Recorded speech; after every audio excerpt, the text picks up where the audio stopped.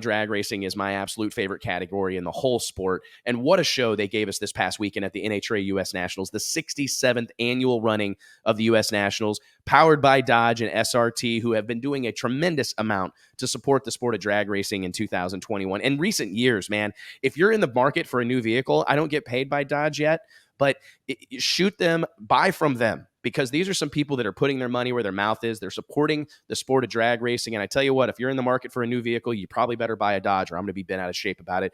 This gentleman that we are about to be joined by outlasted a field of door slammers that we haven't seen much in 2021. A really strong contingent of Pro Mod cars took out his teammate Stevie Fast Jackson in an absolutely stunning final round victory for the Bahrain 1 racing team. Ladies and gentlemen, let's give it up for the one and only Jeffrey Barker. What's up, buddy? What's up, man? How y'all doing?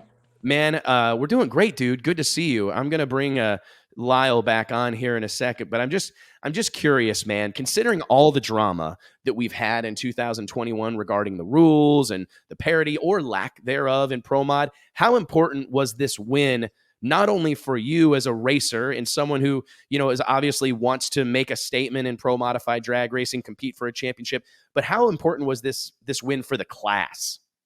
Well, it was big. I mean, the Pro Charger deal has been dominate most of the season, as we all know, and NHRA really probably should have made a rule change last year, but they didn't. And anyhow, but this does show that, that they are working towards parity to make the class better for, other competitors, more cars to come in and whatnot. So definitely, hopefully it was a turning point to where, maybe it's shown that the other combinations do stand a chance. So, the biggest thing is the barometer was bad this past weekend, which really helped us, the nitrous cars.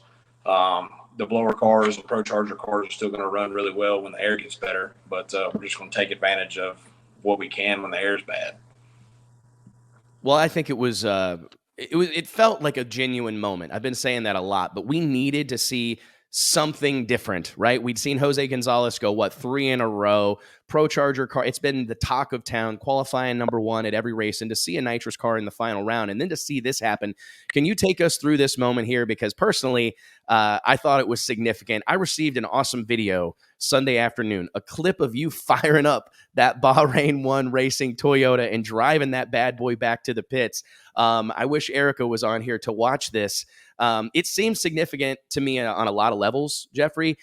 You win a 574 in the final. I mean, a stout run. It wasn't like a layup or anything like that.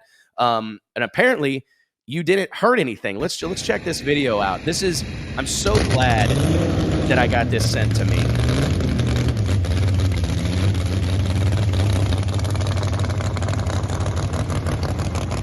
So what this tells me, old son, Jeffrey, is we didn't hurt that old girl too bad, right? We had us a drag race, and you were able to do it without blowing the thing up. So does that lead us to believe that there's still something left in the tank even after a 574 performance?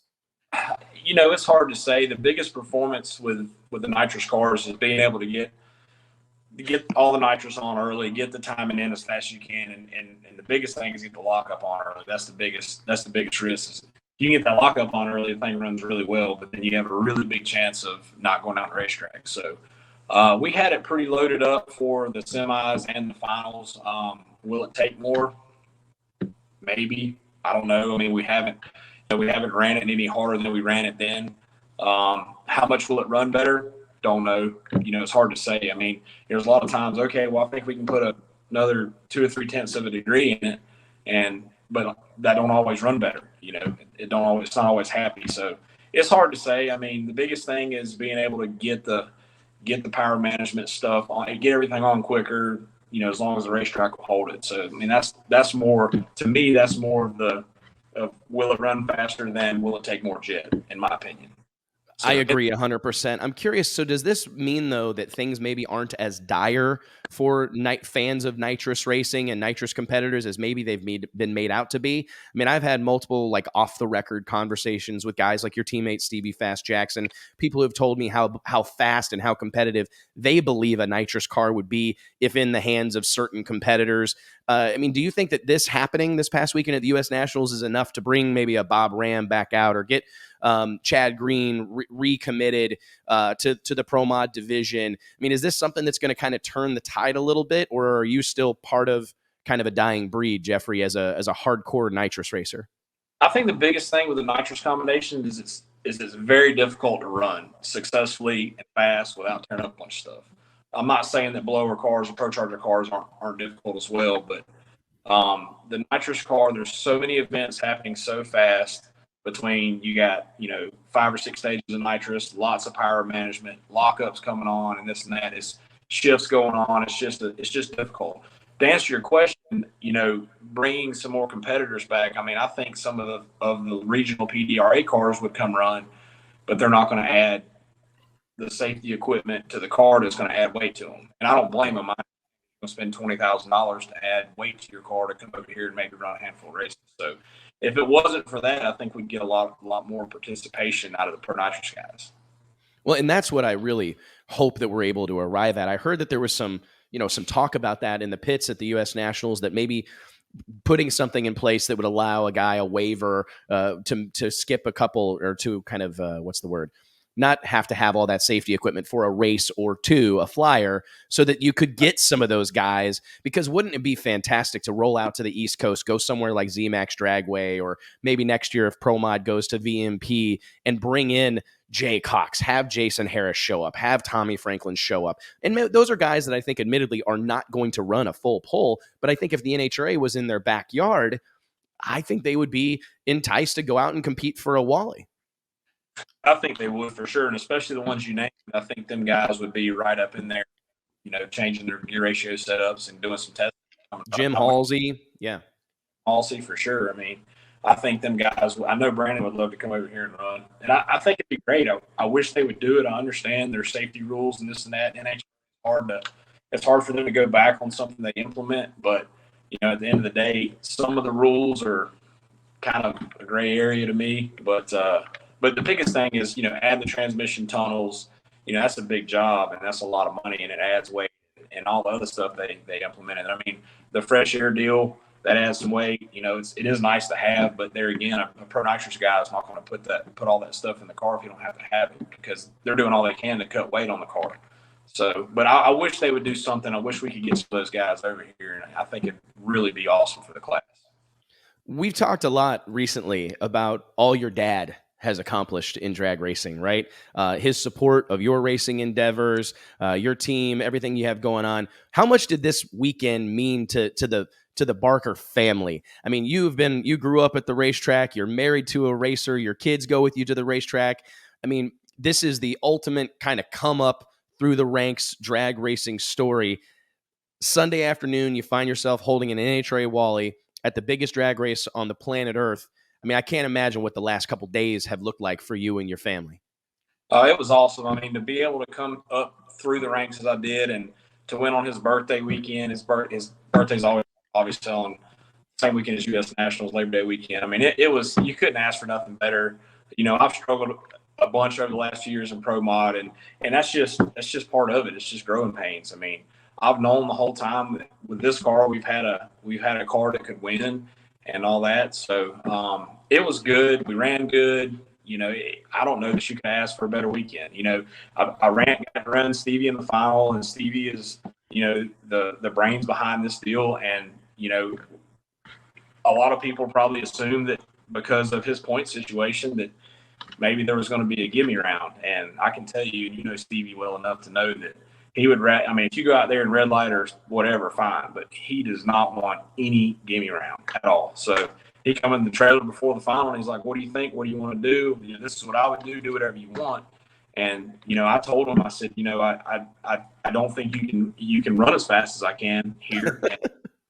and he looked at me and agreed. And I said, I just don't want to do anything silly. If I go up there and you make a good run and you beat me, fine, but I want us to have a good race. And that's what it was. But to be able to win that race, win my first pro mod race, be at the U.S. Nationals, and then be able to run Stevie in the final was really, like I said, I just don't know if you could have scripted it any better.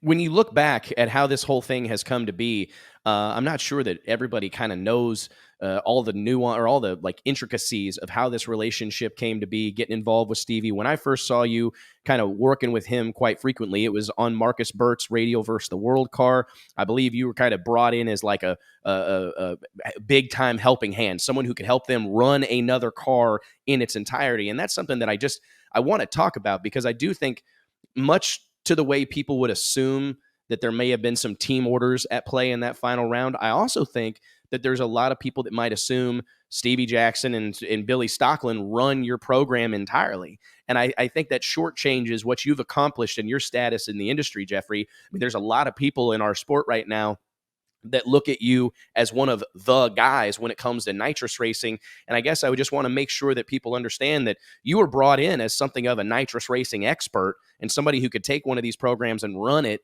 single-handedly to help Stevie manage Marcus Burt's radial tire program. So tell us about your involvement, with the team. You're not jumping in this thing just driving it. No, so the way that I got, I guess, kind of paired up with Stevie was with David Floyd had a grudge car. I don't remember how many years ago it's been now, but he bought a complete drivetrain from Stevie, and their agreement was Stevie would get it, worked out for him and get it going. And I knew he had all the stuff, and then David called me and he said, "Hey, I want you to drive this car." So I said, "Okay." So I go out the track, and Stevie comes out there and he walks up to me and he says, "You driving this thing?" And I said, "Yeah, I guess so." And he said, "You ever drove a race car before?"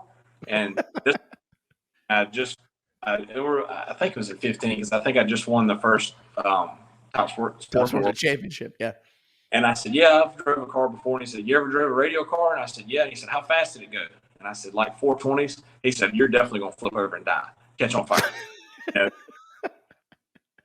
So we run that test session, and I remember it didn't go real good. We come out again to another test session, and I remember I make a run and it spun the tires or something. Come back, he's like, "Why'd you lift?" And I said, "It spun the tires out there." And then he looks at the data, it's like, it did spin the tires. So like the next run, car leads starting line, and I didn't have many runs in the car, but it sounded funny. So I lifted, and we get back, he's like, "Why'd you lift? The car's on a good run." And I said, "It sounded funny. I think it spit a rocker arm off, pulled the valve cover and had a broke rocker arm."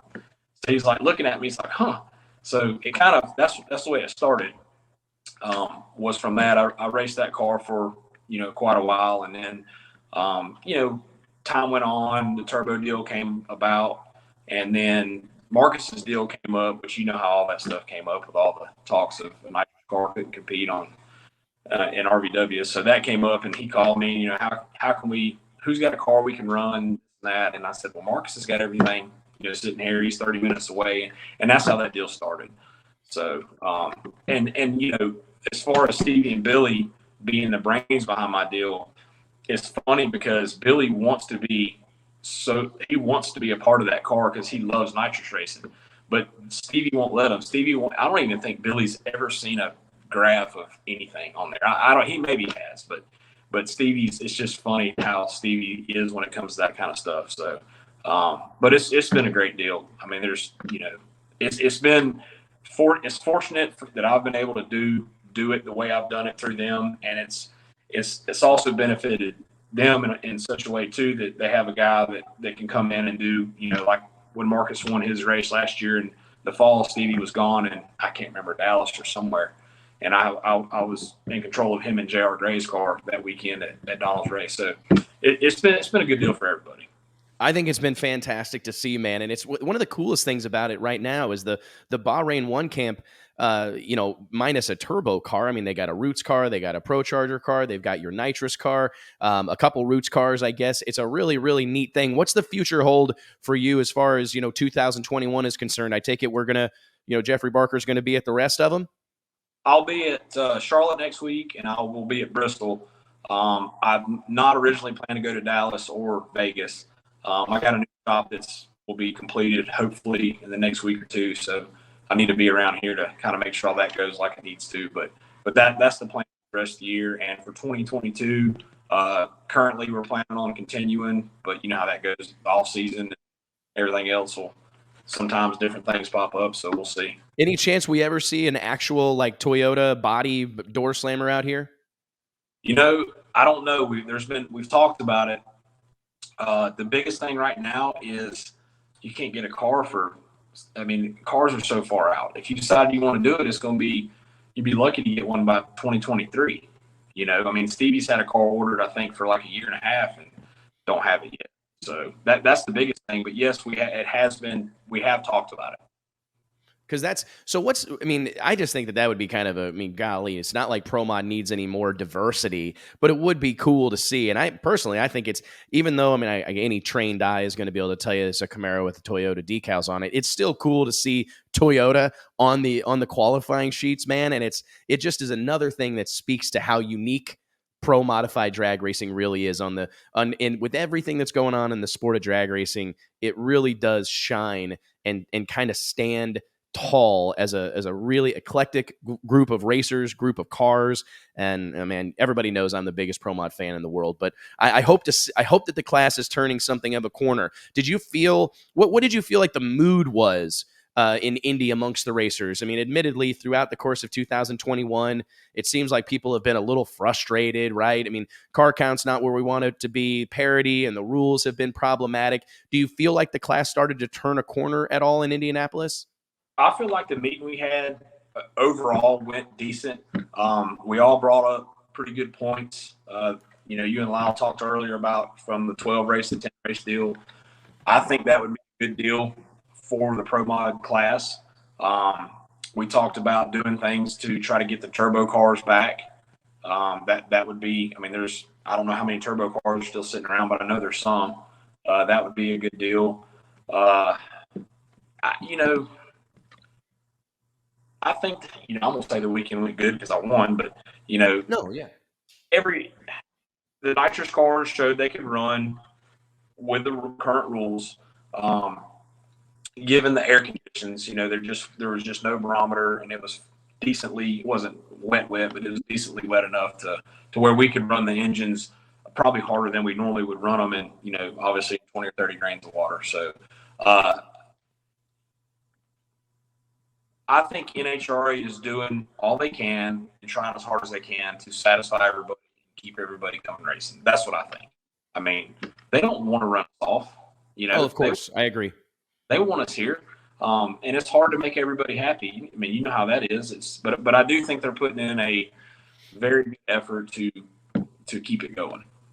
Well, man, I sure hope so. From your mouth to God's ears, Jeffrey, congratulations. Send my best to your family. Congratulations on a hell of a weekend in Indianapolis, man. It was spectacular to see. Chalk one down for the good guys, buddy. And if I don't see you in Charlotte, I hope to see you at one of these races on down the road. Be safe and stay out of trouble, all right? I got my Nitrous Cars Matter Glenn Butcher shirt on here. So Glenn Butcher.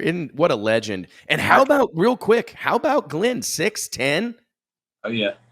Yeah, I was in the stands when he qualified, when he went number one, and I just kind of chuckled because I thought it was so cool. And then he goes, I want to say first round he was 6'12" on a 6'12", and then second round he was 6'10" on a 6'10".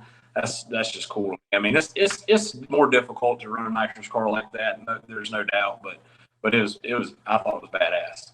It was absolutely badass, man. I'm glad you mentioned that. Well, nitrous cars definitely matter, brother. I promise you that. To give a shout out to Low Toyota in my Fox interview, as you can imagine, is trying not to be, etc. One of my main sponsors I failed to mention, so I just wanted to give a shout out to Low Toyota and Jeremy Smith, and appreciate everything they do, and hopefully win some more races for them. Well, I'll tell you what, I'll have Josh, our senior editor, call you, and we'll do a big story and make sure they get some love in Drag Illustrated and on dragillustrated.com. Consider that one handled, all right? Tell them guys are about to see their name in lights. Thanks, Jeffrey. Stay out of trouble, brother.